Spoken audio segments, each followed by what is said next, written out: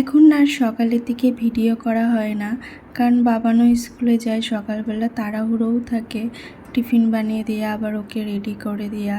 তো তারপরে ভাবি কি যে ঘরে সব কাজ টাজ করে এসে স্নান টান করে এসে রান্নাটা বসায়। তো ওই জন্যই না সকালবেলা ভিডিও করা হয় না। স্নান করতে যাওয়ার আগে না আমি সব কেটে কুটে ধুয়ে টুয়ে গুছিয়ে গাছিয়ে রেখে গেছিলাম। আজকে একাদশী ছিল বলে মা মাছ এনেছিল, কিন্তু কাটেনি। তো আমাকে বললো কয়েকটা কেটে নিতে, এনেছিল বাটা মাছ। তো আমি কয়েকটা কেটে নিয়েছিলাম, কেটে কুটে নুন হলুদ মাখিয়ে রেখে গেছিলাম স্নান করতে।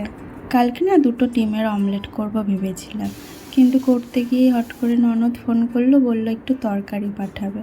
তো আমি আর করিনি, তো সেইভাবেই রেখে দিয়েছিলাম। তো আজকে ভাবলাম আজকেই তাহলে করে নিই ডিম ভাজাটা, কারণ ফাটানোও হয়ে গেছিলো, তো ওই জন্য করে নিয়েছিলাম। আর সকালবেলা বাবানকে আজকে রুটি আর আলু ভাজা দিয়েছিলাম, তো একটুখানি ছিল, আমি খেয়েছিলাম সকালে একটু, আর একটুখানি রেখে দিয়েছিলাম। তো রান্না করতে করতেই খাচ্ছিলাম। আজকে বাটা মাছগুলো করেছিলাম ঝিঙে আলু দিয়ে, কিন্তু পোস্ত আর সর্ষে দিয়ে করলে বেশি ভালো লাগতো। ছোট ছোট বাটা ছিল, কিন্তু ভাবলাম বাবানও তো খাবে, আর এত গরম পড়েছিল যে বাবানকে ওইসব দিয়ে দেবো না বলেই ঝিঙে আলু দিয়ে করেছিলাম। আর মশলার মধ্যে দিয়েছিলাম একটু জিরে আদা বাটা।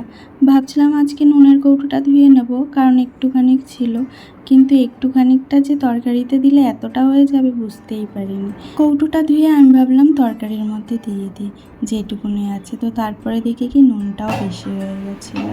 তো যাই হোক, একটুখানি মিষ্টি দিয়ে দিলাম। আজকে তো সেরকম রান্না করিনি, তো সেইভাবে নোংরাও হয়নি, ওই জন্য না ওপর দিয়ে পরিষ্কার করে নিয়েছিলাম। ওভেনটা যেগুলো তো প্রতিদিনই পরিষ্কার করি, তো সেটাই করে নিচ্ছিলাম, আর হালকার ওপর দিয়ে একটু পরিষ্কার করে নিলাম। তো তোমরা ভালো থেকো আর সুস্থ থেকো, আবার পরে অন্য ভিডিওতে দেখা হবে।